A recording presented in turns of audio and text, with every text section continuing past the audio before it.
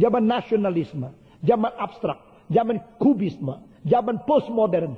Ada seluruh zaman yang mau mewarnai segala aspek. Dan saudara di mana? Saudara mempunyai roh kekal, roh kudus yang melampaui zaman. Kecuali engkau mempunyai hidup dari roh Tuhan. Engkau tidak mempunyai kekuatan untuk melawan arus yang besar seperti itu. Selanjutnya, kita melihat lagi. Dan kamu mentaati akan penguasa kerajaan angkasa. Itu roh yang sekarang sedang bekerja di antara orang-orang durhaka. Saudara-saudara, di dalam renungan pada hari ini, saya mencatat beberapa hal yang penting. Pertama, kita hidup di dalam dosa. Tapi sebenarnya itu mati, bukan hidup. Karena dilihat dari gerak-gerik, kita hidup di dalamnya. Dilihat dari status, kita terpisah dari sumber hidup. Maka kita hidup di dalam kematian. Di dalam kematian kita hidup untuk dosa. Hidup di dalam dosa. Hidup melawan Tuhan. Dan hidup terputus dari bersumber hidup. Itu hidup yang mati. Ini pertama. Bukan secara demikian kita berada di tengah-tengah mereka. Kita mengikuti adat dunia. Ikuti akan segala sesuatu arus dunia ini. Bukan secara demikian. Kita taat kepada roh yang berada di angkasa. Yaitu roh jahat yang sedang bekerja di dalam hati manusia. Nah, di sini baru kita melihat satu cosmic drama. Baru kita melihat sesuatu pementasan yang sebenarnya ada yang mendalangi di belakang layar. Nah, saudara-saudara, orang biasa hanya melihat apa yang terjadi di atas panggung. Tapi orang pintar melihat ada sutradara yang menguasai semua gerak-gerik di atas panggung. Tapi dia sendiri tidak muncul. Seorang sutradara, dia tidak muncul di panggung. Seorang sutradara, dia menguasai. Kalau engkau pergi ke New York, di Metropolitan Opera House, engkau pergi kepada San Francisco Opera. Ini yang terbesar di Amerika. Pertama adalah Metropolitan. Kedua San Francisco. Ketiga baru Chicago. Kalau di Jerman, engkau melihat di Bayreuth atau di Deutsche, itu opera yang berada di Berlin. Atau di Inggris, itu Covent Garden, itu Opera House. Ini semua opera yang terbesar di dunia. Atau Milano, atau Amsterdam di Jerman. Engkau melihat pada waktu pementas itu lagi main opera, ada sesuatu tempat yang agak kecil nonjol sedikit di depan. Itu tempat apa? Yang di bawah tidak lihat, yang duduk di atas ring-ring yang tinggi lihat. Itu tempat di mana di belakangnya ada muka sutradara. Saudara-saudara, sutradara yang berada di belakang lubang itu, orang di depan tidak lihat. Tapi orang yang main lihat. Waktu dia lupa satu kalimat, tidak bisa keluar nyanyinya, maka dikasih tahu di situ. Dan suara dia lebih kecil dari suara pemain. Sehingga orang lain tidak tahu. Dia sedang mengatur. Nah, saudara-saudara, jangan lupa. Dunia ini seperti ini. Dunia ini seperti satu panggung. Dan orang yang main di panggung tidak mempunyai kebebasan mutlak pada dirinya.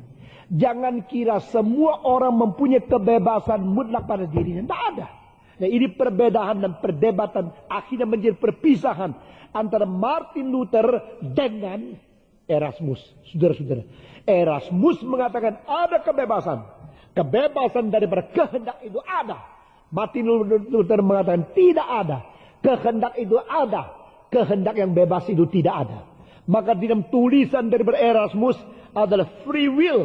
Manusia mempunyai free will. Martin Luther mengatakan tidak. Manusia mempunyai the bondage of will. Maka buku Martin Luther yang diterbit untuk melawan arus humanisme dari Erasmus adalah berjudul The Bondage of Will. Itu menjadi salah satu makalah disertasi yang penting sekali di dalam zaman reformasi. Saudara-saudara, dia membuktikan manusia tidak bebas. Manusia bebas di dalam ikatan-ikatan konsep. Manusia bebas di dalam ikatan-ikatan pengaruh. Manusia berbebas di dalam kuasa-kuasa setan yang sedang membelenggu. Sehingga manusia tidak bebas.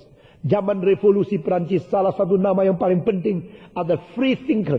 Banyak orang menganggap saya free thinker. Free thinker.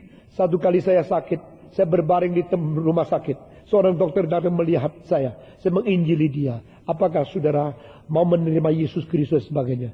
Dia mengatakan, no, I am a free thinker. Saya adalah seorang pemikir bebas. Saya langsung menjawab, all free thinkers are not free. But all free thinkers are free in the bondage of their own thinking.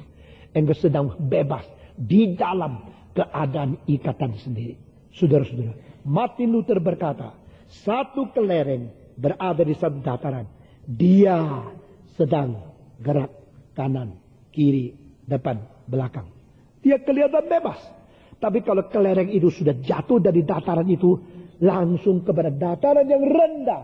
Sesudah jatuh, tok, tok, tok. Sudah berhenti di dataran situ. Dia tetap bisa berjalan-jalan kanan, kiri, depan, belakang. Waktu dia bergerak seperti itu. Engkau foto dengan video. Cara geraknya itu bebas, sama. Dulu di atas bergerak. Sekarang di bawah juga bergerak. Cara geraknya sama. Oh, sama sekali. Tadi Martin Luther mengatakan, gejalanya sama. Fenomenanya sama. Tetapi datarannya tidak sama. Mengerti? Dia dulu gerak di atas sini. Sekarang dia gerak di bawah sini. Bedanya apa? Bedanya tetap bebas. Tapi bebas di bawah. Tidak lagi bisa naik ke atas. Tidak bisa ke atas. Kalau ke bawah tidak usah kekuatan. Langsung bisa jatuh. Kalau ke atas tidak bisa sendiri. Saudara-saudara. Tidak percaya coba. Saudara angkat rambut sendiri bisa naik tidak? Tidak bisa. Karena ada daya tarik bumi. Engkau setiap kali turun. Gampang. Setiap kali mau naik. Kecuali ada kuasa dari atas. Engkau tidak bisa naik. Itu namanya fall. Kejatuhan. Itu namanya dosa. Itu namanya pengaruh dari kuasa setan. Bikin kita tetap bebas. Tapi bebas di dataran yang rendah. Saudara-saudara. Di sini Paulus berkata. Engkau sedang taat kepada seorang penguasa yang ada di angkasa. Heran ya. Di dalam Inggris diterjemahkan sebagai you are obeying the prince. Engkau sedang taat kepada seorang raja. Seorang penguasa. Bahasa Indonesia penguasa. Bahasa Mandarin penguasa. Bahasa Inggris the prince of darkness. Penguasa yang gelap. Penguasa yang jahat. Yang berada di angkasa. Dan rohnya dia sedang bekerja di dalam hati-hati semua orang. Saudara-saudara, jangan kira orang yang membunuh itu, dia orang yang membunuh secara bebas seluruhnya. Waktu dia bunuh, pasti dia mempergunakan kebebasan dia. Tapi di belakang kebebasan, ada dalangnya.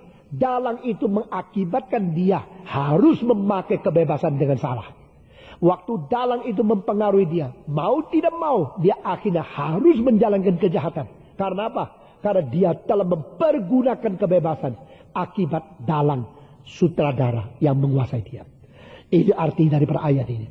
Sehingga di dunia ini tidak ada yang netral. Engkau bilang, saya bukan Kristen. Saya tidak mau Kristen. Saya tidak masuk ke dalam perangkat.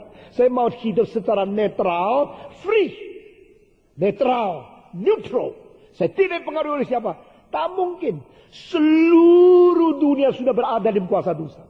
Seluruh dunia berada di tangan setan. Seluruh dunia berada dalam tendensi yang menuju ke kejahatan. Saudara-saudara, anak-anak dilahirkan. Tak sampai umur 3 atau umur 4. Sudah tak usah belajar. Bisa berbohong. Saudara-saudara. Belajar baik 3 tahun. Belajar jahat 3 hari. Ini peribahasa. Saudara-saudara. Belajar baik 3 tahun jadi. Nah jadi. 30 tahun tak tentu jadi. Belajar salah. Belajar berbuat jahat. Itu langsung jadi. Saudara-saudara, anak kecil melihat orang yang sombong, gini langsung dia jadi, sebentar jadi. Sudah belajar rendah hati sampai tua belum jadi. Sudah belajar sombong langsung jadi. Kenapa? Di belakang ada satu kekuatan yang membawa kita menuju kepada satu kejahatan. Kita berada di dunia ini, tidak ada yang netral, tidak ada. Orang Armenian yang menganggap dirinya netral, mau terima Tuhan atau tidak mau terima Tuhan, dan keadaan kebebasan yang ada pada dia yang netral, dia boleh mengambil keputusan. Itu mimpi, saudara-saudara. Orang-orang di dalam kebudayaan menganggap saya boleh mengambil keputusan atas kemauan saya sendiri, diri saya bertanggung jawab. Itu mimpi. Karena dirimu mau tidak mau sudah berada di bawah kuasa dari roh jahat yang menjadi raja penguasa kerajaan yang di angkasa. Yaitu setan yang melawan Tuhan. Dia telah mengakibatkan seluruh umat manusia berkecenderungan, berarah, bertendensi untuk melawan Tuhan. Saudara-saudara, engkau berada di dalam status keadaan demikian. Paulus setelah mengatakan kalimat ini, lalu dia langsung menggabungkan diri. Satu kali saya berkhotbah, kehidupannya pendeta gini. Jam satu komprensi pendeta.